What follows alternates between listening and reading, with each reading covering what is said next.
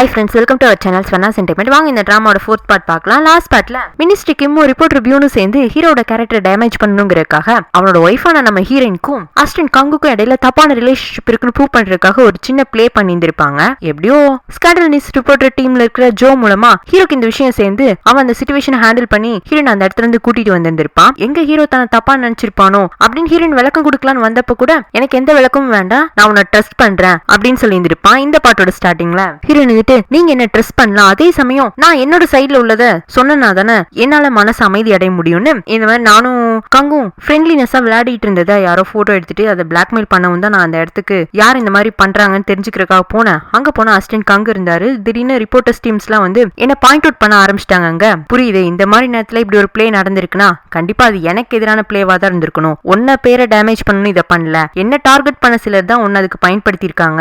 இப்பவும் சொல்றேன், நீ எதுவும் கில்ட்டி கான்சியஸா உன் மைண்ட்ல ஏத்திக்காத. மேபி நீ என்னோட ஒய்ஃபா இங்க வராம இருந்திருந்தேனா நீ உனக்கான லைஃப ஃப்ரீடமா வாழ்ந்திருந்திருப்ப. இன்னைக்கு அப்படிப்பட்ட சூழ்நிலையில நீ அந்த ரிப்போர்ட்டர்ஸ் முன்னாடி நின்னது காரணமும் நான் தான். சோ நீ ஃப்ரீயா இரு, நான் பாத்துக்கிறேன்னு சொல்லிட்டு அவன் ரூமுக்கு போயிடுறான். நெக்ஸ்ட் டே அசிஸ்டன்ட் கங் ஹீரோ கிட்ட வந்து அவனும் ஹீரோயின்மா சேர்ந்து எடுத்துக்கிட்ட போட்டோஸ் எல்லாம் காட்டுறான். இந்த போட்டோஸ் வச்சுதான் எங்களை பிளாக்மெயில் பண்ணாங்க, நானுமே அந்த இடத்துக்கு யார் இப்படி பிளாக்மெயில் பண்றாங்கன்னு தெரிஞ்சுக்கிறதுக்காக தான் போனேன் அப்படின்னு இவன் விளக்கம் கொடுக்க ஸ்டார்ட் பண்ண ஹீரோவும் அந்த போட்டோஸ் எடுத்துட்டு ஓகேங்கிற மாதிரி அவன் கொடுத்த எக்ஸ்பிளனேஷனை பொறுமையா கேட்டுக்கிறான். பதிலுக்கு அவனை கொஸ்டின் பண்ணவே இல்ல. அசிஸ்டன்ட் கங்க ஆச்சரியமா, ஏன் உங்களுக்கு எங்க 2 பேர் மேலேயும் சந்தேகம் வரலையாங்க?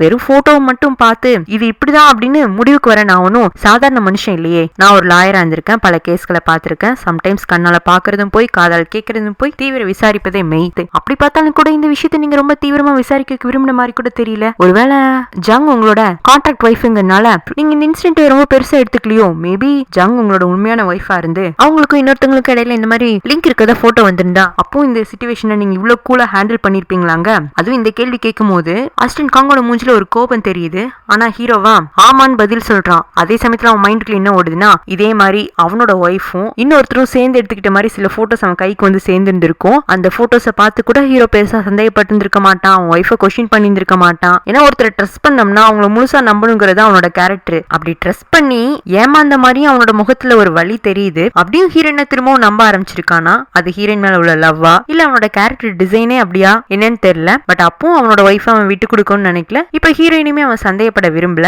சில விஷயங்களை அது போக்குலயே விட்டுறணும் அப்படிங்கிறது தான் அவனோட தாட்டா இருக்கு. அடுத்த அசிஸ்டன்ட் கங் ஹீரோயினை சந்திச்சு அவகிட்டையும் மன்னிப்பு கேட்கிறான். இதுல நீங்க என்கிட்ட மன்னிப்பு கேட்கறதுக்கு என்னது, நம்ம 2 பேர் வச்சு யாரோ பிளே பண்ணிருக்காங்க, அதுவும் பிரைம் மினிஸ்டர் டார்கெட் பண்ணி இருந்தாலும் அப்படின்னு அவன் ஒரு விளக்கம் கொடுக்க ஸ்டார்ட் பண்ண ஹீரோயின் வந்துட்டு அன்னைக்கு நீங்க என்கிட்ட கேட்டீங்களா நம்ம பழைய மாதிரி ஃப்ரெண்ட்ஸா இருக்கலாமான்னு, எனக்கு ஓகே தான். நம்ம அப்படி நடந்த எல்லாத்தையும் மறந்துட்டு முன்ன எப்படி நம்ம எதை பத்தியும் யோசிக்காம ஜாலியா ஃபன்னா பேசி பழகிட்டு இருந்தோம், அந்த ஜங்க தான் உங்களுக்கு பிடிச்சிருந்தது, அந்த ஜங்க நீங்க அப்படியே ஃப்ரெண்டா பார்க்க முடியுமான்னு கேட்க, எப்படிங்க பார்க்க முடியும், அந்த ஃபன் கேரக்டருக்காக தான் அவளை அவன் விரும்ப ஆரம்பிச்சதே. இப்போ அதே கேரக்டரை ஃப்ரெண்டா பாருன்னு சொல்லவும் அவன் பாவமா அவளை பார்க்க, எனக்கு புரியுது நான் ஆசைப்படுறது பேராசைன்னு, இருந்தாலும் நீங்க யோசிச்சு சொல்லுங்கன்ட்டு போறா. அதாவது எப்படி பார்த்தாலும் என் மனசுல உங்களுக்கு ஃப்ரெண்டுங்கிற பொசிஷனை தவிர்த்து வேற எதுவும் இல்லைன்னு அவனை ரிஜெக்ட் பண்ணிட்டு போறா. அது கூட புரியாத அளவுக்கு கங்கு முட்டாள் கிடையாது. அதனாலதான் அவனால பதில் சொல்ல முடியல. ஹீரோக்குமே இந்த வேலையை பண்ணது கண்டிப்பா மினிஸ்டருக்குமா இருக்கும்னு தெரியுது. அதனால அவனை கூப்பிட்டு வான் பண்றான், நீ ஏதாச்சும் என்ன எதிர்க்கணும்னா டைரக்டா என்கிட்ட வந்து மோது, இந்த மாதிரி பொண்ணுங்களை இதுக்குள்ள இன்வால்வ் பண்ணாத, முக்கியமா ஜங் இதுக்குள்ள வர வேண்டாம் நான் நினைக்கிறேங்க. ரிப்போர்ட்டர் ஜங் நான் நினைச்சதை விட ரொம்ப ஸ்பெஷல் பர்சனா இருக்கு, ஏன்னா அந்த பர்சனை ப்ரொடக்ட் பண்றதுக்கு நிறைய பேர் தயாரா இருக்கீங்க. அசிஸ்டன்ட் கங்கு, ஹீரோ, அது போக ஸ்கேண்டல் ரிப்போர்ட்டர் ஜோ 3 பேருமே ஹீரோயினை ப்ரொடக்ட் பண்ணணும்னு நினைக்கிறாங்கல்ல, அதைத்தான் இவன் மென்ஷன் பண்றான். ஆனா இங்க பாரு குவான், உன்னோட வீக்னஸ் இதுதான் தெரிஞ்சதுக்கு அப்புறமா அதையும் அதை நீயே இவ்வளவு டைரக்டா வந்து என்கிட்ட ஒத்துக்கிட்டதுக்கு அப்புறமா நான் சும்மா விடுவேனா? கண்டிப்பா என்னோட டார்கெட் ஜங்கு தான் சொல்லிட்டு போறான். அன்னைக்கு நேற்று ஹீரோ வீட்டுக்கு வேலை முடிச்சு வரும்போது ஹீரோயின் மான்சேவை உப்பு மூட்டை தூக்கி வச்சுட்டே கதை சொல்லிட்டு இருப்பான். ஏன்னா அவன் தான் கதை கேட்டு இருந்திருப்பான். கதை சொல்றதுல நம்ம ஹீரோயின் பெரிய கில்லாடியாச்சு. கதை கேட்டதுல மான்சேவன் தூங்கிட்டான். அப்ப அங்க வர ஹீரோ அவன் தான் தூங்கிட்டான், என்ன எதுக்கு சுமந்துட்டு இருக்கன்னு அவன் மான்சேவை தூக்கி கொண்டு போய் படுக்க வைக்கிறான். பெட்டை சுத்தி பார்த்தா நிறைய இந்த தவளை பொம்மை தான் இருக்கு, ஹீரோயின் தச்சு வச்சதுதான் கிடக்குது. அவன் மோஸ்ட் ஆஃப் த டைம் மான்சேவோட ரூம்ல தானே தங்குவா, அதனால இந்த பொருள் எல்லாம் இங்க கொண்டு வந்து வச்சிருந்திருக்காளாட்டு இருக்கு. அப்பதான் ஹீரோ அதுல அந்த பொம்மையில உள்ள கால் எல்லாம் பாக்குறான். என்ன இல்ல மாத்தி மாத்தி ஸ்டிச் பண்ணி வச்சிருக்காங்க. அன்னைக்கு அந்த ரிப்போர்ட்டர் இன்சிடென்ட்க்கு அப்புறமா ஹீரோயின் கொஞ்சம் டிஸ்டர்ப் ஆயிருப்பாளாட்டு இருக்கு. அதனால எல்லாத்தையுமே மாத்தி ஸ்டிச் பண்ணி வச்சிருக்கா. இனி இதை பிரிச்சு தைக்கிறதுனா கஷ்டம்னு சொல்லிட்டு அந்த இன்சிடென்ட்க்கு இவன் தானே ரெஸ்பான்சிபிலிட்டி எடுத்துக்கிறதா சொல்லியிருந்திருப்பான். சோ இதையும் தான் தான் சரி பண்ணணும்னு ஹீரோயின் பக்கத்துல உட்காந்து எல்லா பொம்மையும் ஒவ்வொன்னா சரி பண்ணி கொடுக்குறான். ஹீரோயின் அதுல இம்ப்ரெஸ் ஆகி, உங்களுக்கு ஒன்னு தெரியுமா, இந்த வர சாட்டர்டேவோட நம்மளுக்கு கல்யாணம் ஆகி 100 நாள் ஆச்சு, மேபி அதை செலிப்ரேட் பண்ணுங்கிறக்கா கேட்டிருப்பாளாட்டு இருக்கு. ஆனா அவனா இன்னும் சின்ன பிள்ளைத்தனமா இதெல்லாம் கவுண்ட் பண்ணிட்டு இருக்க, நம்ம கல்யாணமே எப்படி நடந்துச்சுன்னு உனக்கு தெரியும்ல, அதுக்கு டேஸ் எல்லாம் கவுண்ட் பண்ணி செலிப்ரேஷன்லாம் வேற பண்ணணுமா, இதெல்லாம் கொஞ்சம் ஓவரா இல்ல அப்படிங்க. நான் எப்பவுமே உண்மையே பாஸ்ட் ஃபியூச்சர்லாம் பத்தி நினைச்சு வாழ்ற பர்சன் கிடையாது. பிரசன்ட் லைஃபை என்ஜாய் பண்ணு பார்ப்பேன். ஸோ இப்போ பிரசன்ட்ல நீங்களும் நானும் ஹஸ்பண்ட் ஒய்ஃபா தானே இருக்கும், அதனால தான் அந்த டேஸ் எல்லாம் கவுண்ட் வச்சிருக்கேன் அப்படிங்க. ஆனா நான் எப்பவுமே ரியாலிட்டியை மட்டும்தான் விரும்புவேன். நமக்குள்ள நடந்த கல்யாணம் தான் ரியல் கிடையாதுல்ல அப்படின்னு நாசுக்கா ஹீரோயின் அவாய்ட் பண்றான். இவன் நடந்துக்கிறதெல்லாம் பாக்குறது சில சமயம் அவளை நெருங்கி வர மாதிரி இருக்கு, சம்டைம்ஸ் அவனாவே அவாய்ட் பண்ற மாதிரி இருக்கு. ஹீரோயினுக்கு எதை எடுத்துக்கிறது எதை விடுறதுன்னே தெரியல. இப்படி அந்த சேரிட்டி பசார் டேவும் வந்துருது. ஹீரோயின் அவ சார்பில் தச்ச பொம்மையெல்லாம் கொண்டு வந்துடுறா. கொஞ்ச நேரத்துல மினிஸ்டர் ஒய்ஃப்ஸ் எல்லாம் வராங்களா, எங்க நீங்க தச்ச பொம்மையில எங்க, நாங்க என்ன ஒண்ணு மாதிரியா எங்க கையால் தச்சு எங்க கையில எடுத்துட்டு வரக்கு, அதுக்கெல்லாம் வேலையாட்கள் போட்டிருந்தோம், அவங்க தச்சிட்டாங்க, இந்த இப்ப கொண்டு வந்து வைப்பாங்கன்னு 2 பண்டல் பொம்மையை கொண்டு வந்து போட்டு போறாங்க. சரி வாங்க என் பக்கத்துல நின்று சேல்ஸ் பண்ணுங்க. பசார் உன் ஐடியா, பொம்மை தான் வேணும்னு அடம் பிடிச்சி நீ தச்சு கொண்டு வந்து கொடுத்துட்டோம், விற்கிறதுக்குலாம் நாங்க நிக்க மாட்டோம். அங்க பாரு அங்க காஸ்ட்லியான பசார் செட்டப் எல்லாம் பண்ணிருக்காங்க, நாங்க அதுல ஏதாச்சும் போய் பர்ச்சேஸ் பண்ண போறோம், இதை வித்து நீ அமௌண்ட் எடுத்துட்டு வந்து நம்ம ஒயிட் கேஃப் டீம்ல வந்துட்டு கணக்கு சொல்லிட்டு அவங்க அங்க நகர்ந்து போக ஹீரோனும் குவி குவி பொம்மையை விற்கிறா. யாருமே வரல, பொம்மை பிடிக்கலன்னு கிடையாது, இவ விக்கிற பக்கம் யாருமே எதுவுமே வாங்க போயிடக்கூடாதுன்னு ஆல்ரெடி சியோ வந்து ஆர்டர் போட்டிருப்பா. அதனால அவ பசாருக்கு மட்டும் யாருமே பொருள் வாங்க வரதில்ல, மத்த பசார்ல உள்ள எல்லா பொருளுமே வித்துருச்சு. அப்படி விக்கணுங்கிற அளவுக்கு சியோ செட்டப் பண்ணிட்டா. ஏன்னா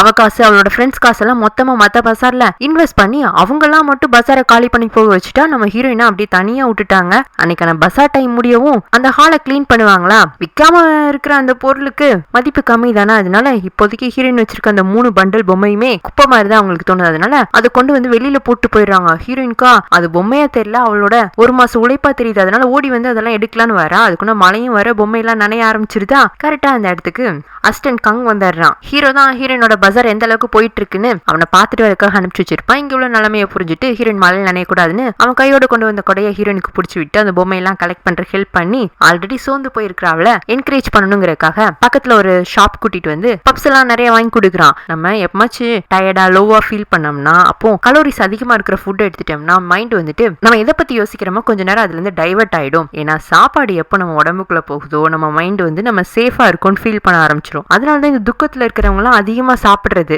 அப்படின்னு அவளுக்கு ஏகப்பட்ட பப்ஸ் வாங்கி கொடுக்க இத்தனையுமா அப்படின்னு சொல்லிட்டு ஹீரோயினும் எடுத்து சாப்பிட்டுறான். அப்ப அப்படியே அவன் சொல்றான், அன்னைக்கு கேட்டிருந்தல்ல நம்ம பழையபடி ஃப்ரெண்ட்ஸா இருக்கலாமான்னு, எனக்கு ஓகே தான் சொல்லிடுறான். அதுல ஹீரோயின் சந்தோஷப்பட்டு இருக்கும் போதே அவளுக்கு ஒரு கால் அந்த பக்கம் பொம்மையெல்லாம் கலெக்ட் பண்ணி பசார் ஹாலுக்கு வெளியில வச்சுட்டு வந்திருப்பாங்க. யாரோ ஒருத்தர் இப்போ அதை வாங்கிக்கிறதுக்கு இன்ட்ரெஸ்ட் காட்டவும் மொத்த பொம்மையுமா வாங்கிக்க போறீங்க, ஆமா உங்களோட அக்கௌண்ட் நம்பர் சொல்லுங்க உடனே டெபாசிட் பண்ணிடுவோன்னு எல்லா பொம்மையுமே கலெக்ட் பண்ணிட்டு போயிடுறாங்க. இவளுக்கா ஏகப்பட்ட குஷி. அந்த சந்தோஷத்தோடயே அவ சாப்பிட்டது போக மிச்சம் உள்ள பப்ஸ் எல்லாம் எடுத்துட்டு வந்து வீட்டுல மான்சேக்கும் நாராக்கும் கொடுத்துட்டு இருக்கா. ஹீரோனோட இந்த முழு சந்தோஷத்துக்கு காரணம் பொம்மை வித்தது தானே, அதை பண்ணினது ஹீரோ தான். இந்த மாதிரி பசார்ல அவளோட பொம்மையெல்லாம் யாருமே வாங்கல, அவ ரொம்ப லோவா ஃபீல் பண்றான்னு தெரிஞ்சுட்டு இவன் தான் வேற ஒரு ஆள் மூலமா பொம்மை மொத்தத்தையும் வாங்கியிருப்பான். கடைசி அவளோட ஹாப்பி ஃபேஸ அந்த கஸ்டமர் பார்த்ததாவும் சொல்ல இவனுக்கும் ஹாப்பி ஆயிடுது. அப்படி எதுவுமே நடக்காத மாதிரி வீட்டுக்கு வருவேன். என்ன பசார்லாம் எப்படி போனுச்சுங்க, உண்மையை சொல்லணும்னா நம்ம எவ்வளவு உழைப்பு போட்டோம், அந்த உழைப்புக்கு தந்தாப்புல ஆரம்பத்துல பொம்மையெல்லாம் விற்கவே இல்லை, ஆனா திடீர்னு ஒருத்தர் வந்து மொத்தமா வாங்கிட்டு போயிட்டாரு. அப்படியா வாங்கிட்டு போயிட்டாங்களா, யார் அந்த கேனக்கு இருக்கு பையன் அப்படிங்க, ஏங்க இப்படி எல்லாம் கேனக்கு இருக்குன்னு சொல்லாதீங்க, ரொம்ப கைண்ட் ஹார்ட்டட் பர்சன் தான். அந்த பொம்மையோட வேல்யூவும் அதுக்கு பின்னாடி இருக்கிற உழைப்பையும் தெரிஞ்சு வாங்கியிருக்கணும், அந்த பர்சனுக்கு நிறைய பிளெஸிங் கிடைக்கட்டும்ங்கிறா. ஹீரோவும் சிரிச்சுட்டே நீ 100th டே செலிப்ரேஷன் பண்ணலாமான்னு கேட்டல, செலிப்ரேஷன் மாதிரி வேண்டாம், நம்ம 2 பேரும் வெளியில டைம் ஸ்பெண்ட் பண்ண போலாம், ஏன்னா நான் அன்னத்தனைக்கு உங்ககிட்ட ஒரு முக்கியமான விஷயம் சொல்லணும். ஏய் சுத்தி வளைச்சு நீங்களும் 100th டே செலிப்ரேஷனுக்கு இன்ட்ரெஸ்ட் காட்டுறீங்க தானே, அப்படியெல்லாம் கிடையாது, நீ இந்த பசாரை சக்சஸ்ஃபுல்லா பண்ணிருக்கல, அதுக்கு ஒரு சின்ன ட்ரீட் மாதிரி இதை எடுத்துக்கலாம், கமிங் சாட்டர்டே மறந்துடாதேங்கிறான். Secretary Juhee minister Kim meet பண்றதுக்காக ஒரு கஃபேக்கு வர சொல்றா. மினிஸ்டர் கிம் தான் எப்பவுமே சூஹி அவனோட சைல்ட்ஹுட் கிரஷா பாக்கறனால அவகிட்ட வலிவான். ஆனா இன்னைக்கு என்னன்னா அவளாவே கூப்பிட்டுட்டு உங்களுக்கு இன்னும் என் மேல உள்ள ஃபீலிங்ஸ் எல்லாம் அப்படியே தானே இருக்கு, ஃபர்ஸ்ட் லவ் ஃபர்ஸ்ட் கிரஷை யாராலையுமே மறக்க முடியாதுல்ல, அந்த மாதிரி ஃபீல் மனசுக்குள்ள எப்பவுமே இருக்கும் அப்படின்னு சொல்லிட்டு இருக்கும் போதே மினிஸ்டர் பக்கத்துல வந்து ஜூஹி உட்கார்றாளா. அதாவது கிரஷ்ங்கிற முறையில இவனுக்கு ஃப்ளர்ட் பண்றது ஓகே தான், அதுக்கு எப்பவுமே ஜூஹி எதிர்ப்பு மட்டும்தான் தெரியுப்பா, அதுவும் இவனுக்கு பழகிருச்சு. ஆனா முறையா அவ திடீர்னு பக்கத்துல வந்து உட்காரவும் இவனுக்கு அன்கம்ஃபர்டபுளா ஃபீல் ஆகுது. அவளா இன்னைக்கு ரொம்ப கேஷுவலா அவன் கையெல்லாம் பிடிக்க இவனுக்கு அது பிடிக்கல, கிரஷா மட்டும் பாக்கணும்னு நினைச்சிருக்கான் இருக்கா. அந்த அளவுக்கு இவனுக்கு ஒரு நல்ல புத்தி இருந்திருக்கு. இவங்க 2 பேரும் இப்படி கையை பிடிச்சிட்டு இருக்க நேரத்துல சியோ அங்க வந்துடுறா. வந்தவ ஓஹோ நான் உங்க பக்கத்துல நெருங்கி வரும்போதெல்லாம் என்னை கண்டுக்காம போனதுக்கு இதுதான் காரணமா அப்படின்னு அவ கத்த, மினிஸ்டருக்கும் எஞ்சி வந்து நீ பார்த்தது மாதிரி கிடையாது, நான் சாதாரணமா தான் அவகிட்ட பேசிட்டு இருந்தேங்க, அவளா ரையின் கண்ணத்துல ஒரு அறை விடுறா, எனக்கு தெரியும் உங்களுக்கு அவளனா ரொம்ப பிடிக்கும்னு, அதே மாதிரி எனக்கும் முன்ன ஒரு பாஸ்ட் இருந்தது, ஆனா கல்யாணத்துக்கு அப்புறம் நான் உங்களை மட்டும் தானே என்னோட முழு புருஷனா பாத்துட்டு இருக்கேன், ஆனா நீங்க ஒய்ஃப் என்ன கண்டுக்காம உங்க கிரஷ் பின்னாடி சுத்திட்டு இருக்கீங்க அப்படின்னு அவனை திட்டி விட்டு போயிடுறா. அதை பார்த்து ஜூஹி சிரிச்சிட்டு இருக்க, இவனா பின்னாடியே ஒய்ஃபை சமாதானப்படுத்த போக எப்பவுமே அவன் பின்னாடி சுத்தி சுத்தி வர சியோ இன்னைக்கு கோவத்துல அவனை கண்டுக்காம போயிடுறா. எந்த மனைவியாலதான் தன்னோட புருஷன் வேற ஒரு பொண்ணு கூட உட்காந்து கையை பிடிச்சிட்டு இருக்கதை அக்செப்ட் பண்ண முடியும்? கிம்மா கோவத்தோட திரும்பி வந்து, நீ வேணுனே தானே இன்னைக்கு என்கிட்ட நெருங்கி வந்தாங்க. ஆமா, நீங்க எப்படி என் கூட சேர போறது இல்ல, உங்க ஃபீலிங்ஸை கன்ஃபஸ் பண்ண போறதுன்னு தெரிஞ்சிருந்தும் நீங்க எப்ப பார்த்தாலும் ஏன் என்கிட்ட ஃப்ளோட் பண்ணிட்டே இருந்தீங்க? உங்களோட டைம் பாஸுக்கு தானே. அதே மாதிரி என்னோட ரிவெஞ்சுக்கு இன்னைக்கு நான் உங்களை யூஸ் பண்ணிக்கிட்டேன். என்ன ரிவெஞ்சுன்னு கேட்க, அன்னைக்கு அசிஸ்டன்ட் கங்கையும் ஜூயும் ஹோட்டல்ல மீட் பண்ண வச்சது பிரைம் மினிஸ்டர் பழி வாங்கணுங்கிறதுக்காக தானே. பிரைம் மினிஸ்டர் என்னோட பொறுப்புல இருக்கிறவர், என்னோட பாதுகாப்புல இருக்கிறவர். அவருக்கு ஒரு ஆபத்துனா அதுக்கு காரணமானவங்கள நான் ரிவெஞ்ச் எடுக்க வேண்டாமா? அதுக்காக நான் போட்ட பிளான் தான் இதுங்கிறா. மினிஸ்டர் கிமுக்கு அப்படியே மூஞ்சில யாரோ இன்னொரு தடவை அடிச்ச மாதிரி இருக்கு. இனிமேலாச்சு பொண்டாட்டி தான் முக்கியம்னு அவ பின்னாடி போறானா என்னன்னு பாப்போம். இங்க வீட்டுல ஹீரோயின் முதல்ல 5 பேப்பர் தீசிஸ் ரெடி பண்ணிட்டு இருப்பாள். அதுக்கு பதிலாக இப்போ ஒரு டைரி போட்டு எழுத ஆரம்பிச்சாரா வீட்டுல என்னெல்லாம் நடக்குதுங்கிறத. அப்ப அவளுக்கு யோசனை, hero Saturday 100th day celebration கூப்பிட்டுருப்பான்ல, என்ன சொல்றக்கா கூப்பிட்டுருப்பாரு, ஒருவேளை ப்ரொபோஸ் எதுவும் பண்ணுவாரா அப்படின்னு யோசிச்சு பார்த்துட்டு, சே அந்த மாதிரி ஆளே அவர் கிடையாது. வேற என்ன சொல்லுவாரு, மேபி இந்த 100 நாளும் அவரோட வீட்டை அவரோட குழந்தைங்க எல்லாம் பொறுப்பா பாத்துக்கிட்டதுக்காக தேங்க்ஸ் சொல்லுவாராட்டு இருக்கு. ஆமா அதுக்காக தான் இருக்குன்னு இவ யோசிச்சுட்டு இருக்கும் போதே அங்க நாரா ஓடி வந்து, ஆண்டி ஊரி அண்ணா பழைய படிக்க எங்கேயோ மறைஞ்சு போறான், கிளப்புக்கு தான் பாட போறான்னாட்டு இருக்கு, அப்பாவுக்கு தெரிஞ்சா திரும்ப பிரச்சனை ஆயிடும், நீங்க போய் தடுங்க அப்படின்னு சொல்ல, நாராவும் ஹீரோயினும் ஊரி எங்க போறான்னு பின்னாடியே வந்தா. அவன் ஒரு சர்ச்சுக்கு வந்திருப்பான். முன்ன மாதிரி பப்ல கிளப்ல போய் பாடாம இப்போ சர்ச்சில் தான் பாடுறானாட்டு இருக்கு. அப்பாக்கு பிடிக்கலங்கிற காரணத்துக்காக ஹீரோயினும் நின்று அவன் பாடுற பாட்டெல்லாம் கேட்டு ரசிச்சுட்டு ஊரி கூட சேர்ந்து எல்லாருமே ஒன்னா வீட்டுக்கு வராங்க. ஊரி இருந்துட்டு, இன்னும் எத்தனை நாள் என் பின்னாடியே என்ன ஃபாலோ பண்ணி வர போறீங்க, உங்களுக்கு இன்னும் என் மேல உள்ள சந்தேகம் போலல? இல்ல கண்டிப்பா உங்ககிட்ட ஒரு சேஞ்ச் வந்திருக்கும்னு நினைச்சேன், இது நல்ல மாற்றமாவே இருக்கு, சர்ச்சில் பாடுறதுன்னு அவ்வளவு பெரிய தப்பு இல்ல. அது போக அன்னைக்கு நீ கிளப்ல பாடினப்போ உன்னோட வாய்ஸ் நல்லா தான் இருந்துச்சு, இன்னைக்கும் உன்னோட வாய்ஸ் ரொம்ப நல்லா இருக்கு, நீ நல்லா பாடுற அப்படின்னு அவனை என்கரேஜ் பண்ண ஊரி அப்படியே ஹாப்பியா சந்தோஷப்பட்டு இருப்பானா. அப்போ பக்கத்துல இருக்கிற நாரா வந்துட்டு, இல்லையே அண்ணனை விட அண்ணன் பக்கத்துல இன்னொரு அண்ணன் ஹேண்ட்ஸமா இருந்தாங்கல்ல, அவங்க அண்ணனை விட ரொம்ப பெட்டரா பாடினாங்க அப்படின்னு சொல்றா. அன்னைக்கு பக்கத்துல இந்த பையனை இந்த பிள்ளை சைட் அடிச்சுட்டு வந்திருக்காட்டு இருக்கு.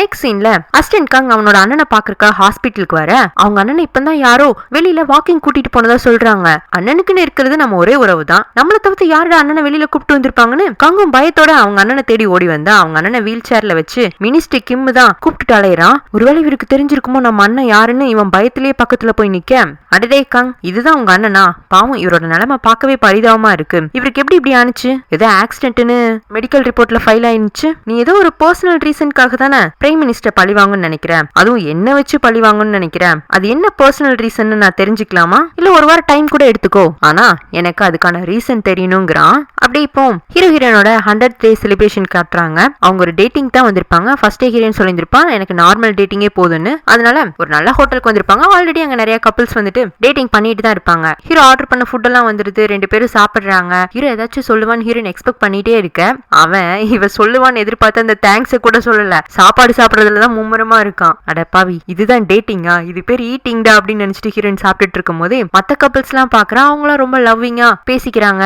அப்புறம் இன்னைக்கு டேட்டிங் வந்தவங்களோட பேர்ல பசங்களோட பேரை மட்டும் தனியா எழுதி ஒரு டப்பால போட்டு குலுக்கி அதுல யார் பேர்லாம் எடுக்கிறாங்களோ அவங்க எல்லாம் ஸ்டேஜுக்கு வந்து அவங்க பார்ட்னருக்காக பாட்டு பாடணும். நிறைய பேர் அதை விரும்பி பண்ணிட்டு தான் இருக்காங்க. அதுல எதிர்பாராத விதமா ஹீரோட பேர் வர, ஹீரோவா எதுக்கு நம்ம இதெல்லாம் பாடிட்டு, ஏன்னா அங்க வந்தவங்க எல்லாம் லவ்வர்ஸ், உண்மையா டேட் பண்றவங்க, நம்மால் ஈட்டிங் பண்றதுக்கு தானே போனவரு, அதனால கண்டுக்காம உட்காந்துட்டு இருக்க. ஹீரோயின் வந்துட்டு உங்க பேரை தான் கூப்பிடுறாங்க, பூங்க போய் பாடுங்கன்னு சொல்ல, இல்ல அதெல்லாம் எனக்கு செட் ஆகாது அப்படின்னு சொல்ல, இவ்வளோ ப்ளீஸ்ன்னு கெஞ்சிராளா. அவ கேக்குறாள் என்ன இவனும் பாட போறான். வாய்ஸ் ஓரளவுக்கு மட்டமா தான் இருக்கு, இருந்தாலும் ஒரு நல்ல பாட்டா பாடுறான். அதுவும் அந்த பாட்டு ஹீரோயினை டிஸ்கிரைப் பண்ற விதமா இருக்கு. இவன் எப்படி லோன்லியான ஒரு லைஃப் வாழ்ந்துட்டு இருந்தான், அதுல எப்படி ஹீரோயின் உள்ள புகுந்தா, ஆரம்பத்துல அவளை டிஸ்டர்ப்டா நினைச்சிருப்பான், ஆனா இப்ப மொத்தமா அவள் லைஃப்ல வந்து அவன் எப்படி ஹாப்பியா ஃபீல் பண்ணாங்கிறதெல்லாம் அந்த சாங்ல சொல்றாங்க.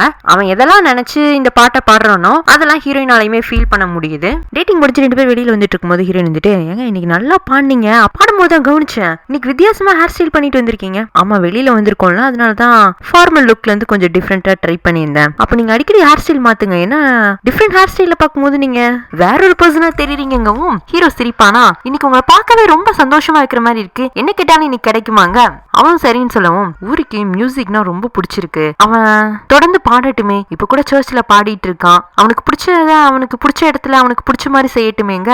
ஹீரோமே முன்னவே இதை பத்தி யோசிச்சிருப்பானாட்டு இருக்கு. அதனால அதுக்கு உடனே பெர்மிஷன் கொடுத்துறான். நீங்க ஏதோ என்கிட்ட சொல்லணும்னு சொன்னீங்கல்ல, அது என்னது அப்படின்னு கேட்கவும், அதுவா, இன்னைக்கு நைட் நீ எங்க வீட்டை விட்டு போயிடு, நம்மளோட மேரேஜ் கான்ட்ராக்ட் இன்னும் அலைவா தான் இருக்கு, ஆனா இனிமே ஒரே வீட்டுல இருக்க வேண்டாங்கிறான். இவன் உண்மையதான் சொல்றானுங்கிற மாதிரி ஹீரோயின் பார்க்க அவனா ரொம்ப ஸ்ட்ராங்கா அந்த பாயிண்ட்ல இருக்கான். அதுக்கு காரணம் ஹீரோயின் அவனோட வீக்னஸ் பாயிண்ட்னு மினிஸ்டர் கிம்முக்கு தெரிஞ்சிருச்சுல, அதனால அவளுக்கு எதுவும் பாதிப்பு வரக்கூடாதுன்னு வீட்டுக்கு உரிமையாளர் வீட்டை விட்டு போன்னு சொன்னதுக்கு அப்புறம் ஹீரோயினால மட்டும் என்ன பண்ண முடியும். அன்னைக்கு நைட்டா வீட்டை விட்டு கிளம்பிடுறா.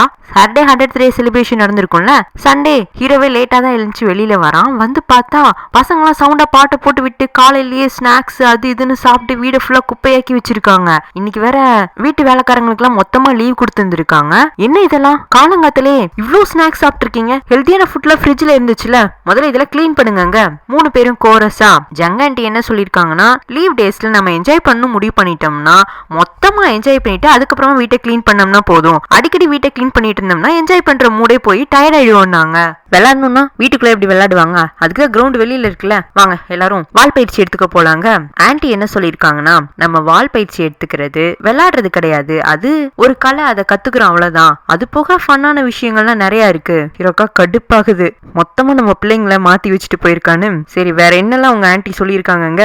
மான்சேந்தர் சொல்றான், ஆன்டி வந்துட்டு இந்த லீவ் டேஸ்ல உங்க அப்பா ஸ்பெல்லிங் டெஸ்ட் செக் பண்றேன்னு டெய்லியும் 100 வேர்ட்ஸ் எழுத வைப்பார்ல, அதெல்லாம் பண்ண அவசியம் இல்ல, ஸ்கூல் டேஸ்ல படிக்கிறோம்ல அதுவே போதும்னாங்க. அடுத்து நாராவை பார்க்க என்ன ஆன்டி என்ன சொன்னாங்கன்னா, வீக்கெண்ட்ல உங்க அப்பா எப்போ கையில ஒரு புக்கு கொடுத்து அது ஃபுல்லாத்தையும் படிச்சு 5 pages தீசிஸ் ரெடி பண்ண சொல்லுவார்ல, அது பண்ண வேண்டாம்னாங்க.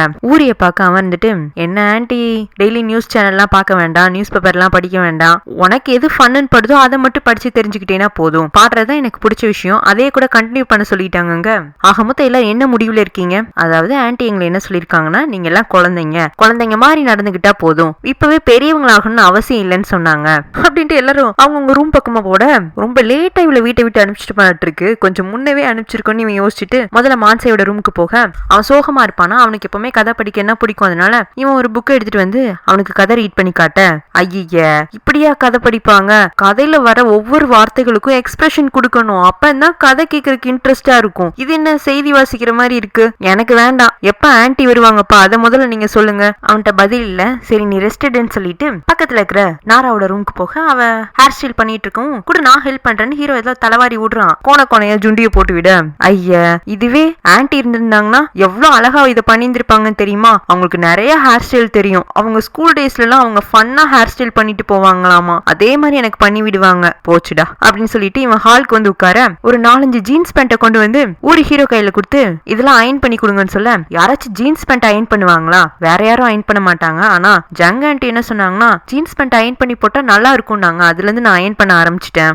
இப்ப இது கூட உங்களால பண்ண முடியாதாங்க, முடியும் அப்படின்னு அவனுக்கு அவனே சொல்லிட்டு பேண்ட் எல்லாம் அயன் பண்ணிட்டு இருக்கான். அடுத்து லஞ்ச் டைம் வரவும், சரி சிம்பிளா ரைஸ் வச்சுட்டுமான்னு ஹீரோ கேட்க, ரைஸா அது வேண்டாம், ஆல்ரெடி இன்னைக்கு நாளே டல்லா இருக்கு, வீட்லயும் யாருமே இல்ல வேலை செய்யறவங்க, ஆன்டியும் காணும், ராமியான் செஞ்சு சாப்பிட்டோம்னா சூப்பரா இருக்கும், அதுவும் ஆன்டி சுட சுட ராமியான் செஞ்சு கொண்டு வந்து கொடுப்பாங்க, அவ்வளவு நல்லா இருக்குங்க. ஹீரோக்குமே அவன் சாப்பிட்ட ராமியான் ஞாபகம் வருது. அதை செய்யலாம்னு போற சமயத்துல செக்ரட்டரி ஜூகி உள்ள நுழையிறா, வீக்கெண்ட்ல கூட ஹெல்தியா தான் சாப்பிடணும், ராமியான் அடிக்கடி சாப்பிடுறது உடம்புக்கு நல்லது இல்ல, இன்னைக்கு பிஎம் ஹவுஸ்ல எல்லாருமே லீவுன்னு தெரிஞ்சதுனால நானே ஃபுட் ப்ரிப்பேர் பண்றதுக்கு வந்துட்டேன்னு அவ கிராசரி ஐட்டம்ஸ் எல்லாம் வாங்கிட்டு வந்திருப்பா, மடமடன் சமைச்சு டைனிங் டேபிள் நிறைய அடுக்கிடுறா. ஹீரோக்குமே அதை பார்க்க ஆசையா இருக்கும், சாப்பிட ஆரம்பிச்சிடறான். ஆனா பசங்கள்லாம், நாங்க கேட்டது ராமியான் தான், அதுவும் ஆன்டி செஞ்ச ராமியான் தான் நல்லா இருந்திருக்கும், இதுவும் கூட நல்லா தான் இருக்கும், டேஸ்ட் பண்ணி பாருங்கன்னு சொல்ல, மான்சை சாப்பிட்டு பார்த்துட்டு எனக்கு பிடிக்கலங்கிறான். நாரா சால்ட்டியா இருக்குங்கிறா. ஊரி பாக்கறதுக்குலாம் நல்லா இருக்கு, இருந்தாலும் நாங்க ராமியான் சாப்பிடலாம்னு முடிவு பண்ணனால இது அந்த அளவுக்கு எங்களுக்கு பிடிக்கலங்கிறான். ஹீரோ வந்துட்டு,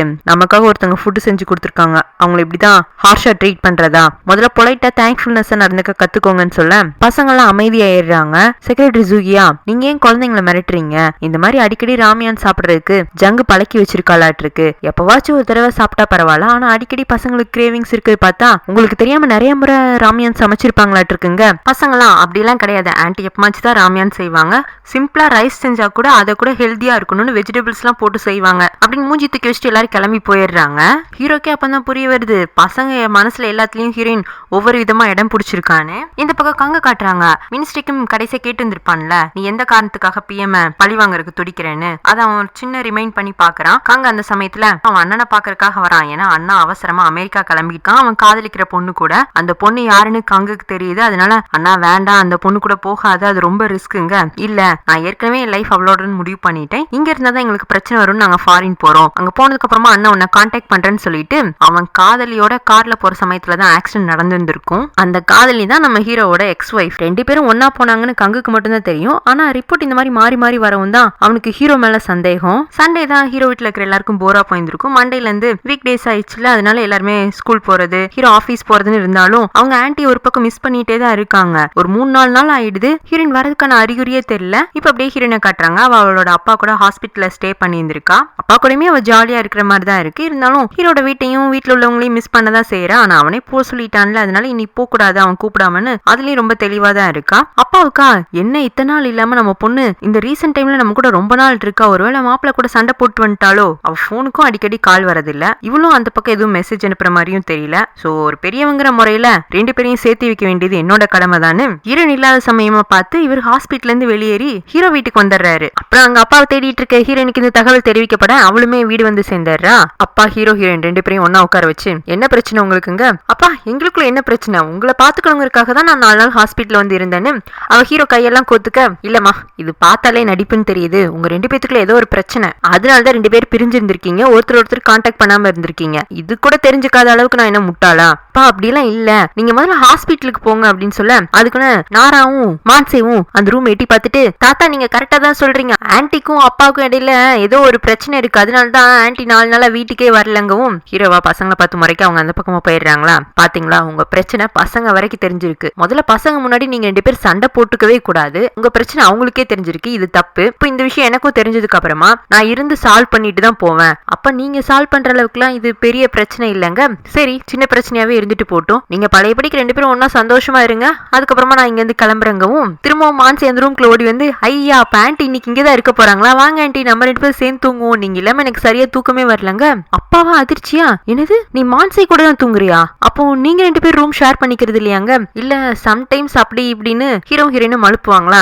சம்டைம்ஸ் எப்படியோ எப்போ இருந்துட்டு போங்க, ஆனா சண்டைக்கு அப்புறமா சமாதானம் ஆகணும்னா 2 பேரும் ஒரே ரூம்ல தான் இருக்கணும், அதுதான் முறைன்னு சொல்லிட்டு ஹீரோயினையும் ஒரே ரூம்குள்ள விட்டுட்டு இவர் வாசல்ல நின்னுக்கிறாரு. ஹீரோயினா ஹீரோ கிட்ட சாரி கேக்குறா, எங்க அப்பாவாலதான் நீங்க திரும்பவும் பிடிக்காத என்ன வீட்டுக்குள்ள கொண்டு வந்து வச்சுக்கிற மாதிரி ஆயிடுச்சு, நீங்க ஏதோ ஒரு காரணத்துக்காக தான் நீங்க இருந்து கிளம்ப சொல்லியிருந்திருப்பீங்க, அது தெரியாம அப்பா ஏதோ உணர்ச்சி வசப்பட்டு திரும்பவும் என்ன இங்க கொண்டு வந்து சேர்த்தி விட்டாரு, நான் நாளைக்கு காலையிலேயே அப்பாவை சமாதானப்படுத்தி இங்க இருந்து கூட்டிட்டு போயிடுறேங்க, உங்க அப்பா பார்த்தா என்ன சமாதானம் ஆகிற மனுஷர் மாதிரியா தெரியறாரு, சரி நீ தூங்கு எனக்கு கொஞ்சம் ஒர்க் இருக்கு நான் பார்த்துட்டு ஆபீஸ் ரூம்ல போய் படுத்துக்கிறேன்னு சொல்லிட்டு அவன் டேபிள்ல போய் உட்காந்துக்க. ஆனா ஹீரோயின் ஹாப்பியா தான் இருக்கா, பழையபடி பசங்க கூட தங்க போறோம்னு. பசங்களுக்குமே ஹீரோயின் திரும்பி வந்ததுல சந்தோஷம், ஊரி பெருசா எக்ஸ்பிரஷன் எல்லாம் காட்டிக்கலினாலும் தம்பி தங்கச்சி சந்தோஷப்படுறதுனால அவனுமே ஹீரோயின் அக்செப்ட் பண்ணிக்க ஆரம்பிச்சிட்டான். அது போக தாத்தா வேற வந்திருக்காரு, அவர் வேற ரொம்ப ஃபன் கேரக்டரா இருக்கனால பசங்க எல்லாம் ஜாலியா இருக்காங்க. ஹீரோயின்மே எல்லாமே நார்மல் ஆயிடுச்சுன்னு யோசிச்சுட்டு இருக்க, அன்னைக்கு நைட்டு ஆபீஸ் ரூமுக்கு ஹீரோ பார்க்கக்காக போக அந்த நேரத்துல ஜூஹி அங்க வந்திருப்பா. அவ இருந்துட்டு, நீங்க ஏதோ ஒரு காரணத்துக்காக தான் ஜங்க வீட்டை விட்டு அனுப்பிச்சு வச்சீங்க, ஆனா திரும்பி உங்களால அவங்க பிரிவை தாங்கிக்க முடியாம இங்க கூப்பிட்டு வந்து வச்சிருக்கீங்கன்னா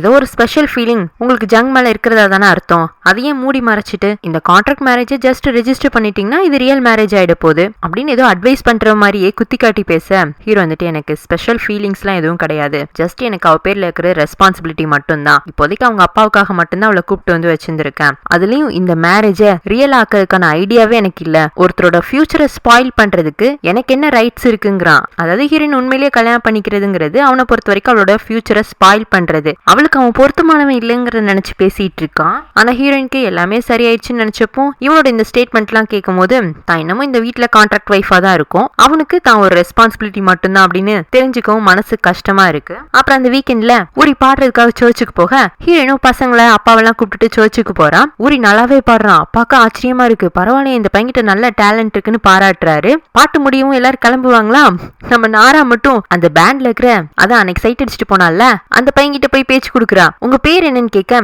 என் பேரு தேவோன் அப்படிங்க, நான் ஊரியோட சிஸ்டர், நீங்க ரொம்ப நல்லா பாடுறீங்க, ஹேண்ட்ஸமாவும் இருக்கீங்க.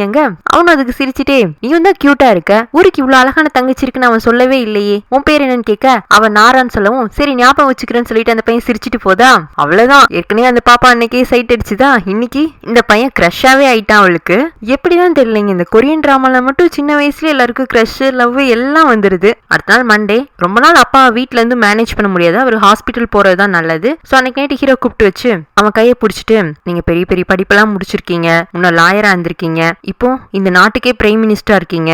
என் பொண்ணுக்கு உங்களுக்கு எப்படி லவ் வந்துச்சுன்னா தெரியாது. உங்க கல்யாணமும் திடீர்னு தான் நடந்துச்சு. நீங்க பிடிச்சு கல்யாணம் பண்ணிக்கிட்டீங்களா இல்ல பிடிக்காம கல்யாணம் பண்ணிக்கிட்டீங்களா எனக்கு தெரியாது. ஆனா சில சமயம் இந்த விதி பிடிச்சவங்களையும் சேர்த்து வைக்கும், பிடிக்காதவங்களையும் சேர்த்து வைக்கும். பிடிச்சவங்க 2 பேர் கல்யாணம் பண்ணாலே சண்டை சச்சரவு வரும்போது பிடிக்காத 2 பேர் கல்யாணம் பண்ணா அவங்களுக்குள்ள வீண் பிரச்சனைகள் விவாதங்கள்லாம் வரதான் செய்யும். இருந்தாலும் இந்த மேரேஜ்ங்கிறது உங்க 2 பேருக்கான தனித்துவமான உறவு. அதுல எவ்வளவு ஸ்ட்ரகிள்ஸ் வந்தாலும் நீங்க தான் ஒருத்தருக்கு ஒருத்தர் கைண்டா நடந்துக்கணும், ஒருத்தர் எப்பவும் மன்னிக்கிறதுக்கு தயாரா இருக்கணும். உங்க ரிலேஷன்ஷிப்பை காப்பாத்திக்கிறது உங்க 2 பேர் கையில மட்டும்தான் இருக்கு அப்படின்னு ஜென்ரலான சில அட்வைஸ் எல்லாம் கொடுக்குறாரு. ஹீரோவும் சரின்னு தலையாட்டிக்கிறான். அப்படி அவன் தலைய பாருங்க, ஹேர் ஸ்டைல் மாத்தி இருக்கான் ஹீரோயின்காக நினைக்கிறேன். நெக்ஸ்ட் டே அப்பா வீட்டுல இருந்து கிளம்புறதுக்கு முன்னாடி 3 பசங்களையும் கூப்பிட்டு வச்சு மான்சிக்கு முதல்ல பணம் கொடுக்குறாரு. இதுக்கு முன்னாடி எல்லாம் வீட்டுல பெரியவங்கன்னு யாருமே இருந்தது இல்ல, அவங்க இப்படி பணமும் கொடுத்தது இல்ல. அதனால பசங்களுக்கு எல்லாம் இது ரொம்ப ஆச்சரியமா இருக்கு. இல்ல அப்பா எங்களை யார்கிட்ட இருந்து இந்த மாதிரி பணம் வாங்கிக்க கூடாதுன்னு இருக்காரு, எங்களுக்கு வேண்டாம் தாத்தாங்க. ஹீரோயின் தான் இது வந்து பெரியவங்கள்ட்ட இருந்து கிடைக்கிற பிளஸிங் கிஃப்ட் மாதிரின்னு வச்சுக்கோங்க அப்படிங்கவும் முதல்ல மான்சிக்கு கொஞ்சம் பணம் கொடுப்பாங்க. அதை விட அதிகமா நாராக்கு பணம் கொடுப்பாரு. அதை விட கொஞ்சம் அதிகமா ஊருக்கு பணம் கொடுக்க, இல்ல தாத்தா எனக்கு இவ்வளவு பணம் எல்லாம் வேண்டாம், அவங்கதான் சின்ன பசங்களே அவங்கள்ட்டே கொடுத்துருங்கன்னு சொல்ல, இல்ல நீயும் என்னோட பெரிய பேரன் தான், இந்த பணம் உனக்கு தான், உனக்கு வாங்கிக்கிறதுக்கு சங்கட்டமா இருந்துச்சுன்னா இந்த பணத்துக்கு பதிலா நீ அடுத்த முறை நான் சர்ச்சுக்கு வரும்போது அப்படின்னு சொல்லிட்டு ஒரு பாட்டை யோசிச்சு அந்த பாட்டை பாடி காட்டி இந்த பாட்டை எனக்காக பாடு, இதுன்னா எனக்கு ரொம்ப பிடிக்கும்னு சொல்ல அவனும் சரி தாத்தாங்கிறான். நெக்ஸ்ட் சீன்ல ஒரு போராட்டம் நடக்கிற மாதிரி காட்டுறாங்க. இந்த ஊழலுக்கு எதிராக பெரிய பெரிய கம்பெனிஸ் எல்லாம் இன்வெஸ்டிகேட் பண்ணணும்னு நாட்டிலே உள்ள டாப் 10 கம்பெனிஸை ஹீரோ குறி வச்சிருந்திருப்பான். ஊழல் எதுக்குன்னு தான் அவன் இந்த நடவடிக்கை எடுத்திருந்திருப்பான். ஆனா அந்த பெரிய கம்பெனிஸ் எல்லாம் ஏகப்பட்ட தொழிலாளிகள் வேலை செய்யறாங்க. அந்த கம்பெனிக்கு நாளைக்கு ஏதாச்சும் ஒரு ப்ராப்ளம் வந்துச்சுன்னா அந்த தொழிலாளிகளுக்கு எல்லாம் வேலை இல்லாம போறதுக்கும் வருமானம் குறையறதுக்கும் வாய்ப்பு இருக்கு. அப்போ இது கம்பெனிகளோட பிரச்சனையா மட்டும் இருந்துச்சுன்னா தொழிலதிபர்களால தப்பிக்க முடியாதுல. அதனால ஓக்கஸ் கம்யூனிட்டி கிட்ட இது ஒரு ப்ராப்ளமா கிரியேட் பண்ண அவங்க எல்லாம் பிரைம் மினிஸ்டருக்கு அப்போஸா செயல்படுறாங்க. எங்களுக்கு வந்து எங்க வேலை தான் முக்கியம், நீங்க நாட்டுக்கு நல்லது செய்யறதா நினைச்சு நாட்டு மக்களுக்கு கெடுதல் செஞ்சிட்டு இருக்கீங்க. நீங்க டார்கெட் பண்ற அந்த 10 இண்டஸ்ட்ரியில எத்தனை நடுத்தர வர்க்க குடும்பம் சேர்ந்திருக்குன்னு தெரியுமான்னு அவங்க எல்லாம் ஹீரோக்கு எதிராக கோஷம் எழுப்ப அவங்கள சமாளிக்கிறதே ரொம்ப கஷ்டமா இருக்கு. அது போக இது ஹீரோக்கு கொஞ்சம் பிளாக் மார்க்கா தான் இருக்கு. ஏன்னா பொதுமக்களோட பிரச்சனைங்கிறப்போ சாதாரண மக்களுக்கு இந்த பெரிய பெரிய இண்டஸ்ட்ரியில எல்லாம் என்ன நடக்குன்னு தெரியாது. அவங்களுக்கு அன்றாட வாழ்க்கை சரியா போகணும், அவங்க வாழ்க்கைக்கு அது இடைஞ்சலா இருக்கும் போது ஹீரோ பண்றது அவங்களுக்கு தப்பா படுது. அதுக்கு பின்னாடி இருக்கிற நன்மை அவங்களுக்கு புரியல. முதல்ல எவ்வளவோ இதை ஹீரோ கண்ட்ரோல் பண்ண ட்ரை பண்ணுவான் மத்த ஆட்களை வச்சு. ஆனா பெருசா இந்த போராட்டத்தை கண்ட்ரோல் பண்ண முடியலன்னு தெரிய வர இவனாவே களத்துல இறங்கி இது ஊழல் எதிர்க்கிறதுக்கான போராட்டம் மட்டும்தான், இதனால இண்டஸ்ட்ரி இழுத்தெல்லாம் மூட போறது இல்ல, நியாயமான முறையில இண்டஸ்ட்ரி நடக்கும், உங்களோட வருமானமும் குறையறதுக்கு வாய்ப்பு இல்ல, உங்க வேலையும் உறுதி செய்யப்படும், இதெல்லாம் நான் மைண்ட்ல வச்சுட்டு தான் இந்த விசாரணையை நடத்துவேன்னு அவன் சில வாக்குறுதிகள்லாம் கொடுக்கவும் தொழிலாளர்கள்லாம் ஹாப்பி ஆயிடுறாங்க. அவனும் எப்படியோ இந்த போராட்டத்தை சமாதானத்துக்கு கொண்டு வந்துட்டோன்னு அங்கிருந்து கிளம்புற சமயத்துல மயக்கம் போட்டு கீழே விழுந்துடுறான். ரீசெண்ட் டைம்ல இந்த பிரச்சனையில ரொம்பவே ஸ்ட்ரெஸ் ஆயிருந்திருப்பான், அதனாலதான் இந்த மயக்கம் வந்திருக்கும். உடனே ஹீரோவை கொண்டு போய் ஹாஸ்பிட்டல்ல சேர்த்திடுறாங்க. 2 நாள் பெட் ரெஸ்ட் எடுக்க சொல்றாங்க. ஹீரோனும் ஹீரோவை பக்கத்துல இருந்து கவனிச்சுக்கிறான். அதெல்லாம் பார்க்கும்போது அசிஸ்டன்ட் கங்குக்கு ஜெலஸா ஃபீல் ஆகுது. செக்ரட்டரி ஜூகியுமே அதை பார்த்தும் பார்க்காத மாதிரி கிளம்ப கங்கு பின்னாடியே வந்து ஏன் உங்களுக்கு பிரைம் மினிஸ்டர் டேக் கேர் பண்ணிக்கணும்னு தோணலையாங்க, அதான் அவரை இப்ப பக்கத்துல இருந்து கவனிச்சுக்கிறதுக்கு ஜங் இருக்காளே, நான் என்ன அங்க போய் பண்றதுக்கு இருக்கு, அதுக்கு பதிலா பிரைம் மினிஸ்டர் ஹாஸ்பிட்டல் இருந்து வெளியில வரும்போது ஸ்ட்ரெஸ் ஃப்ரீயா வேலை செய்யறதுக்கு என்ன அட்மாஸ்பியர் கிரியேட் பண்ணணுமோ அதுதான் ஒரு செக்ரட்டரியா நான் செய்ய வேண்டிய வேலைன்னு அவ அங்க இருந்து கிளம்புறா. செக்ரட்டரியா அவ செய்யற வேலை மட்டும் கிடையாது, அவ ஹீரோ மேல வச்சுக்கிற அன்புக்காக ஏதோ ஒண்ணு செய்யணும்னு ட்ரை பண்ணிட்டே இருக்காள்ல, அதைத்தான் அப்படி மென்ஷன் பண்ணிட்டு போறா. இதை கேட்கவும் கங்குக்குமே என்ன தோணுது, நமக்கு ஜங்க பிடிச்சிருந்திருக்கு, அதே சமயம் அவளோட ஹாப்பினஸ் ப்ரொடக்ட் பண்றது நம்ம கடமை தான். சில சமயம் பார்க்கும்போது ஜூகி வில்லி மாதிரி அவனுக்கு தெரியுது, சில சமயம் பார்க்கும்போது எவ்வளவு மெச்சூர்டா இந்த ஒன் சைட் லவ் அவ எடுத்துட்டு போறாங்கிற மாதிரி தான் அவனுக்கு இருக்கு. பசங்களுமே அப்பாக்கு என்னமோ ஏதோன்னு பயந்துட்டு இருப்பாங்க. ஹீரோயின் தான் அவங்களுக்கு அப்பப்போ அவங்க அப்பா பத்தின தகவல் எல்லாம் அப்டேட் கொடுத்துட்டு இருக்கா. இந்த மாதிரி பிரைம் மினிஸ்டர் திடீர்னு மயங்கி விழுந்துட்டாருன்னு இப்ப இதான் டாக் ஆஃப் த டவுனா போயிட்டு இருக்கு. கொஞ்ச நாளா தொழிலாளர்கள் நடுத்தர வர்க்க மக்கள் எல்லாம் ஹீரோக்கு எதிராக கோஷம் எழுப்பிட்டு இருந்திருப்பாங்களா, இப்போ அவனுக்கு இந்த மாதிரி ஒரு சிச்சுவேஷன் வரவும்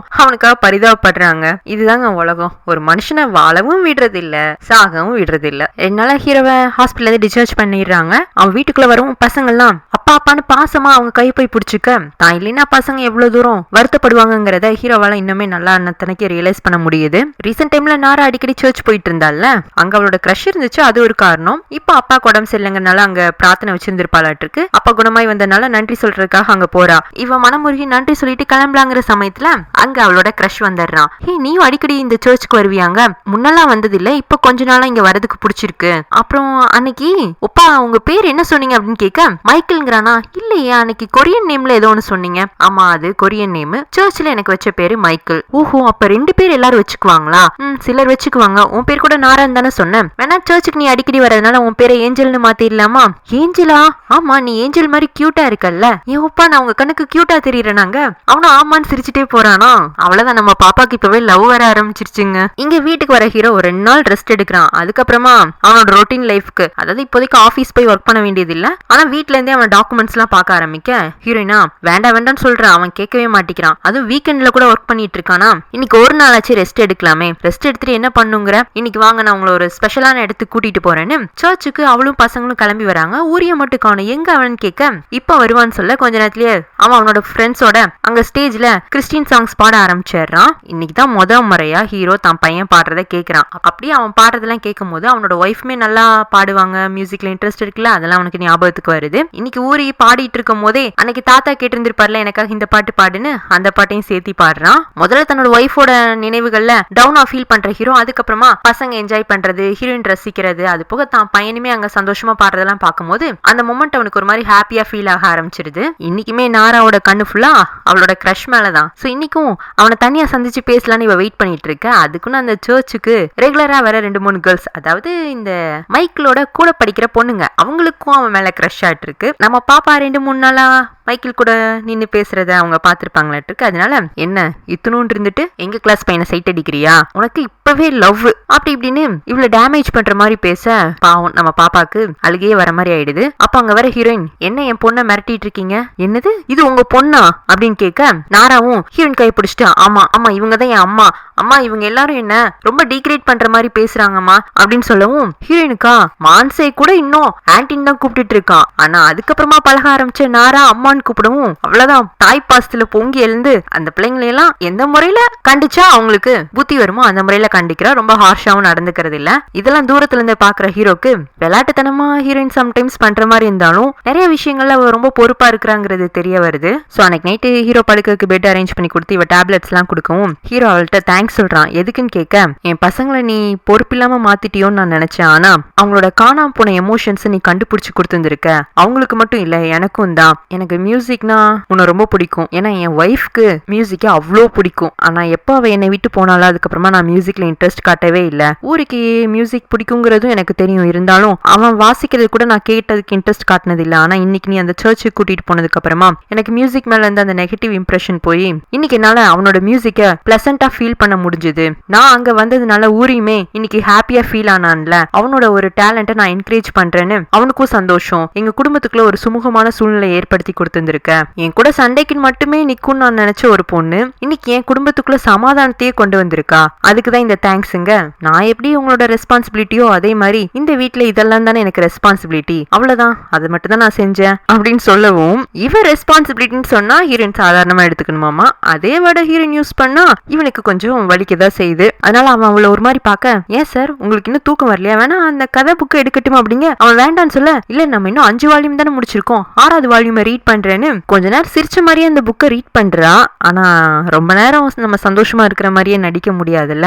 அவளோட எமோஷன்ஸை கண்ட்ரோல் பண்ண முடியலன்னு தெரிய வரவும் குட் நைட் நம்ம நாளைக்கு பார்க்கலான்னு எஞ்சி வந்துடுறா. நம்ம செக்ரட்டரி ஜூகி இருக்கால, ஹீரோ கிட்ட வந்து ரெசிக்னேஷன் லெட்டர் கொடுக்குறா. அவன் என்னங்கிற மாதிரி பார்க்க, உங்களுக்குன்னு வந்த எல்லா ப்ராப்ளம்ஸ்ல இருந்தும் நான் உங்களை ப்ரொடக்ட் பண்ணணும்னு நினைச்சிருக்கேன், இது வரைக்கும் அந்த வேலையை செஞ்சிருக்கேன். ஆனா நான் உங்களுக்கு செக்ரட்டரியை தாண்டி வேற எதுவுமே கிடையாது இல்லைங்க. அவளுக்கு தான் மேல கிரஷ் இருக்குன்னு ஹீரோக்கு தெரிய மாட்டிருக்கு. இருந்தாலும் அவகிட்ட தெரிஞ்ச மாதிரி காட்டிக்கிட்டது இல்ல. சோ அவளை என்ன சொல்றானா, நீங்க என்ன என்னவா பாக்குறீங்கன்னு எனக்கு தெரியும், ஒரு வெல்விஷர், உங்களோட ப்ரொடக்டர், உங்களோட ஜூனியர் செக்ரட்டரி, இவ்வளவுதான் எனக்கான பொசிஷன் உங்க மனசுல. ஆனா எனக்கு நீங்க ஒரு ஸ்பெஷல் பர்சன். நான் சின்ன வயசுல சிங்கிள் பேரண்டான எங்க அப்பா கூட வாழ்ந்திருக்கேன். அவரு ட்ரங்கர்டு பிளஸ் அபியூசர். சோ பொண்ணை எப்பவுமே டார்ச்சர் பண்ணிட்டே இருப்பாரு. அங்க வந்து தனக்குன்னு ஒரு ஹோப்பே இல்லாம இருந்த ஹீரோயினுக்கு சீனியரான நம்ம ஹீரோ தான் அவளோட எல்லா டவுன் மூமெண்ட்லயும் கூட இருந்து அவளை என்கரேஜ் பண்ணி இவ்வளவு தூரம் கூட்டிட்டு வந்திருப்பான். அதனாலதான் இவளுக்கு அவன் மேல அவ்வளோ அன்பு. ஆனா அந்த அன்பே தனக்கு இப்ப சுமையாவும் டார்ச்சராவும் இருக்கிறதுனால கொஞ்ச நாள் உங்கள்ட்ட இருந்து விலகி இருக்கலாம் தான் இந்த ரெசிக்னேஷன் லெட்டர் கொடுக்குறேன்னு அவ வெளியில வந்துடுறா. ஜூகி இந்த மாதிரி வேலை விட்டு போனது ஹீரோக்குமே வருத்தம் தான். அந்த வருத்தோடய அவன் வீட்டுக்கு வர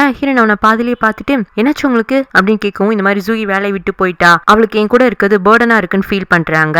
ஏன் அப்படி அவங்க பேர்டனா ஃபீல் பண்ணாங்கன்னு தெரியுமா, அவங்களுக்கு உங்களனா ரொம்ப பிடிக்கும், நீங்க எப்பமாச்சும் அதை ரியலைஸ் பண்ணிருக்கீங்களான்னு கேட்க, தெரியும், அவளுக்கு என் மேல ஸ்பெஷல் ஃபீலிங்ஸ் இருக்குன்னு நான் தெரிஞ்சுக்கிட்டேன் முன்னவே. அப்படி தெரிஞ்சுக்கிட்டும் தெரியாத மாதிரியே நீங்க நடிச்சிருக்கலாம், ஆனா அது அவங்களுக்கு எவ்வளோ பெயினா இருந்திருக்கும் தெரியுமா அப்படின்னு இவ ரொம்ப ஃபீல் பண்ணி சொல்ல, ஹீரோவா அவளை ஒரு மாதிரி பாப்பானா, ஏன்னா அதே பெயினை நானும் அனுபவிச்சுட்டு இருக்கேன். மேபி செக்ரட்டரி ஜூயோட நிலைமை எனக்கு வரதுக்குன்னையே நான் என் மனசுல உள்ளதை உங்கள்கிட்ட சொல்லிடலாம் தான் நினைக்கிறேன். எனக்கு உங்களனா பிடிக்கும்னா ரொம்ப பிடிக்கும், ரொம்ப ரொம்ப பிடிக்கும். எந்த அளவுக்கு பிடிக்கும்னா நான் உங்களை லவ் பண்ற அளவுக்கு எனக்கு பிடிச்சிருக்கு அப்படின்னு சொல்லிட்டு அவனையே பார்த்துட்டு இருக்க. அவனுக்கும் ஹீரோயினை பிடிக்கும், ஆனா அது லவ்ங்கிற அளவுக்கு அவன் இன்னும் அக்செப்ட் பண்ணிக்க தயாராகல. ஆனா இவ ப்ரொபோஸ் பண்ணவும் அவன் அப்படியே சைலண்ட் ஆயிடுறானா. ஹீரோனோட மனசுக்குள்ள என்ன ஓடுதுன்னா, அந்த 1001 நைட் ஸ்டோரி மாதிரி தான் என்னோட லவ் ஸ்டோரியும். கதை முடியும் போது தான் இறந்துரும்னு தெரிஞ்சுதான் அந்த குயின் தொடர்ந்து சுல்தானுக்கு கதை சொல்லிட்டே இருந்தா. அதே மாதிரி இந்த காதல் கை கூடாதுன்னு தெரிஞ்சிருந்தும் நான் காதலை மேற்கொண்டு வளர்த்துட்டே இருந்திருக்கேன். இதை இப்ப சொல்லினா வேற எப்பவும் சொல்ல முடியாதுல்ல. சோ சாப்டர் எண்ட் ஆக போகுது, அதான் சொல்லிட்டேன், அவ்வளவுதான், சிம்பிள். இதுக்கு மேல இதை மனசுல ஏத்திக்க கூடாதுன்னு அவ தூங்க போயிடுறா. அடுத்த நாள் காலையில எல்லாருமே டைனிங் டேபிள்ல சாப்பிடறதுக்காக ஆஜராகிறாங்க. ஃபேமிலியா சாப்பிட்டுட்டு இருப்பாங்க. ஆனா ஹீரோ ஹீரோயின் கடையில பேச்சுவார்த்தையே இல்ல. இப்போ ஏதாச்சும் ஒண்ணு தொண இருக்க ஹீரோவும் அமைதியா இருக்கான். அவனுக்கு பதிலடி கொடுக்குற ஹீரோயினும் அமைதியா இருக்க. மான்ஸ் இருந்துட்டு, என்ன ஆன்ட்டியும் அப்பாவும் திரும்ப சண்டை போட்டுக்கிட்டீங்களா, ஏன் பேசிக்கவே மாட்டேங்கிறீங்க? சண்டைனா கூட சமாளிச்சிடலாம் மாட்டிருக்கு, இது வேற மாதிரி விஷயம் இல்ல. அதனால ஹீரோ ஹீரோயின் 2 பேத்துக்குமே என்ன பதில் சொல்லணும்னு தெரியல. அப்படி சைலண்டா அங்க இருந்து நகர்ந்து போயிடுறாங்க தனித்தனியா. பசங்களுக்குலாம் இது ஒரு மாதிரி வியர்டா தெரியுது. எபிசோடோட எண்டிங்ல கங்கா அவனோட அண்ணனை பார்த்துட்டு கார்ல ஹீரோவை பிக்கப் பண்றதுக்காக வந்துட்டு இருக்கான். அப்ப ஆப்போசிட்ல ஒரு லேடி போறாங்க. அவங்கள பார்க்கவும் இவன் ஷாக் ஆகுறான். அவங்களோட ஒரு சைடு தான் பார்த்துருப்பான். அதை பார்க்கவே அவனுக்கு என்ன ஸ்ட்ரைக் ஆகுதுன்னா, கடைசியா அவங்க அண்ணனோட லவர்னு அவர் ஒரு போட்டோ காமிச்சிருந்திருப்பாரு. அவங்கள மாதிரியே இருக்கு. இவனா அவசர அவசரமா கார்ல இருந்து இறங்கி ஓடி போய் பின்னாடி பார்க்கலான்னு பார்த்தா அந்த லேடி காணாம போயிடுறாங்க. இந்த பக்கம் மினிஸ்டர் கிம்முக்குமே கங்கு இன்னும் தான் ஏன் பிஎம் பழி வாங்கணும்னு சொல்லினாலும் அதுக்கு காரணம் அவனுக்கு உயிருக்கு உயிரான அண்ணனா தான் இருக்கணும். சோ அந்த ஆக்சிடென்ட் எப்படி நடந்தது, எப்ப நடந்தது அப்படின்லாம் விசாரிக்கிறதுக்கு ஒரு டிடெக்டிவ் அரேஞ்ச் பண்ணிருக்கான். அவரும் தகவலை விசாரிச்சுட்டு வரேன்னு சொல்றாரு. இதோட இந்த பார்ட் முடியுது. இந்த பார்ட் உங்களுக்கு பிடிச்சிட்டா லைக் பண்ணுங்க, ஷேர் பண்ணுங்க, மறக்காம நம்ம சேனல் சப்ஸ்கிரைப் பண்ணி பெல் ஐக்கனை பிரஸ் பண்ணி வச்சுக்கோங்க. Have a nice day. Bye friends.